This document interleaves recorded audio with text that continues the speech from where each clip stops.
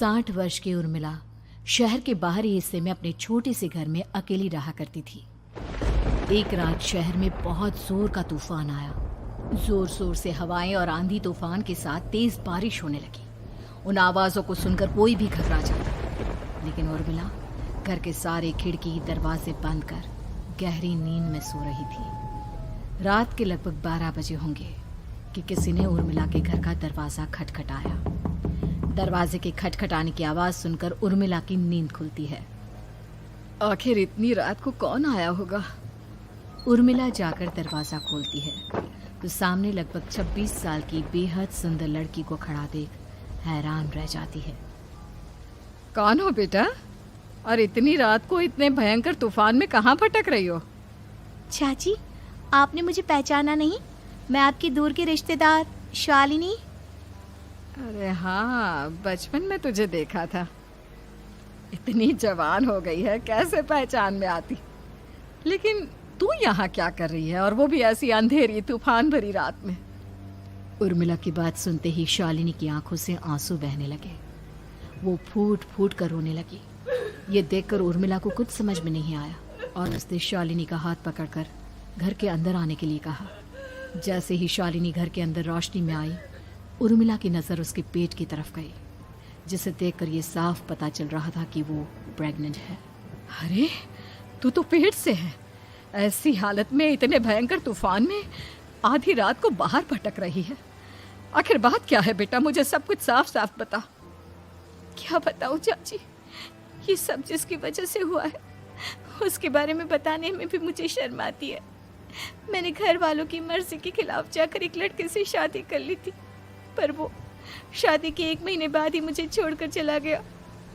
छोड़कर चला गया का क्या मतलब? क्या उसके साथ कोई हादसा हो गया?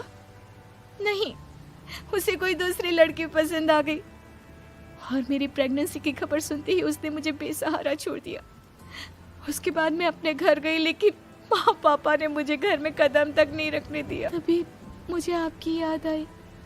कोई बात नहीं, कोई बात नहीं, तुमने यहाँ आकर अच्छा ही किया। एक काम करो, तुम आराम करो। वैसे भी ऐसी हालत में इतना घूमना फिरना और इस तरह आधी रात को बाहर भटकना ठीक नहीं होता। प्रेग्नेंट औरत को आधी रात को घर से बाहर नहीं निकलना चाहिए। बुरी आत्माएं उस पर अपना असर दिखा सकती है। और इतना कहकर उर्मिला ने शालिनी को एक दूसरे कमरे में जाकर आराम करने के लिए कहा। लेकिन जैसे ही शालिनी अपने कमरे में जाने लगी, अचानक से उर्मिला ने उसे रोक लिया। एक बात बताओ बेटा, तुम्हारा कौन सा महीना चल रहा है? पेट देखकर तो लगता है कि लगभग 6 महीने पूरे हो गए होंगे। उर्मिला की बात सुनकर शालिनी के होठों पर मुस्कुराहट आ गई। चाची जी, अभी सिर्फ 1 ही महीना हुआ है। शालिनी की बात सुन उर्मिला दंग रह गई। उसे समझ में नहीं आ रहा था कि प्रेगनेंसी के पहले ही महीने में शालिनी की हालत ऐसी क्यों थी। लेकिन फिर उसने बात को नज़रअंदाज कर शालिनी को आराम करने के लिए कहा और खुद भी कमरे में जाकर सो गई।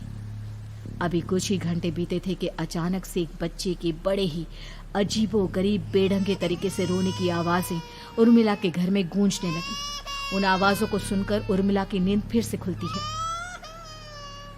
ये अचानक बच्चे के रोने की आवाज़ कहाँ से आने लगी? उसने उठकर चारों तरफ देखा, पर वहां उसे कोई नजर नहीं आया। उर्मिला घबराते हुए शालिनी के कमरे में गई तो वहां उसे कमरे की दीवार पर एक बेहद खौफनाक साया नजर आया, जिसे देखकर उर्मिला बुरी तरह से घबरा गई। आखिर ये सब क्या हो रहा है? शालिनी, शालिनी उठो! उसने जोर जोर से आवाज देकर शालिनी को जगाने की कोशिश की, लेकिन ऐसा लग रहा था जैसे उसकी आवाज शालिनी तक पहुंच ही नहीं रही थी। कमरे की दीवार पर एक बहुत बड़ा और बेहद डरावने दिखने वाले इंसान का साया और एक बच्चे के अजीबोगरीब ढंग से रोने और चीखने की आवाजें अब उर्मिला को ज्यादा डराने लगी थी। उर्मिला को शालिनी की चिंता सताने लगी और उसने पूरी ताकत के साथ चीखकर शालिनी को आवाज लगाई, शालिनी!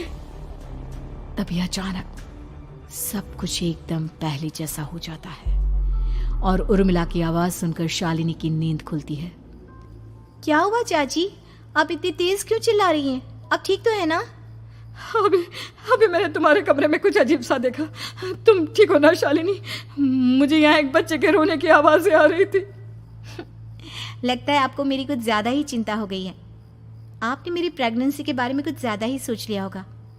मैं एकदम ठीक हूँ, आप आराम से सो जाइए। इतना कहकर शालिनी ने उर्मिला को फिर से अपने कमरे में जाने के लिए कहा और खुद भी जाकर सो गई। पर अब उर्मिला की आंखों से नींद गायब हो चुकी थी।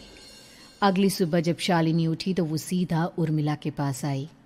गुड मॉर्निंग चाची। तभी अचानक उर्मिला की नज़र शालिनी के पेट पर पड़ती है, जिस पर नीले रंग से एक अजीब सी आकृति नजर आ रही थी। शालिनी, ये तुम्हारे पेट को क्या हुआ? मैंने इतनी औरतों को देखा है, ऐसा तो किसी के साथ नहीं होता। शालिनी ने जैसे ही अपने पेट की तरफ देखा तो उसे वहां कुछ भी नजर नहीं आया। चाची कुछ भी तो नहीं है, सब कुछ एकदम नॉर्मल है। आपको क्या अजीब लग रहा है? इससे पहले कि उर्मिला उसके सवाल का कोई जवाब देती, अचानक से शालिनी के पेट में जोर जोर से दर्द होने लगा।